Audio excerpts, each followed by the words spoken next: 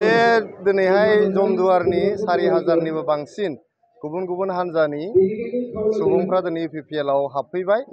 दिनैनिफ्राय जोंनि प्रमद बर' सार दैदेननाय, जोंनि इउजि ब्रह्म सार दैदेननाय, गबिन्द बसुमतारी दैदेननाय जे हान्जा इउपिपिएल हान्जा, बियो जमदुवार समस्तियाव जे देरहाबाय, बेखौ दिनैनो जों फोसावनो हाबाय। नुबाय रोजा रोजा सुबुंफोर दिनै जइन जादों।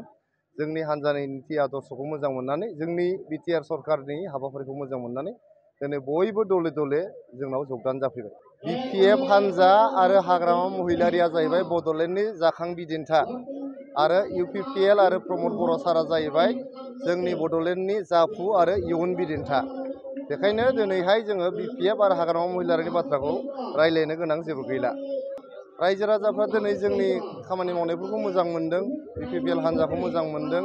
जों जे दिनै बड'लेण्ड ओनसोलाव सान्थि गायसनबाय, बयनोबो न्याय होबाय आरो जौगानायनि फारसे जों आगान सुरबाय, बेखौनो मोजां मोननानै दिनै रोजा रोजा सुबुंफ्रा जोंजों मोनफ्रोमबो समस्तियावनो जइन जागासिनो दङ।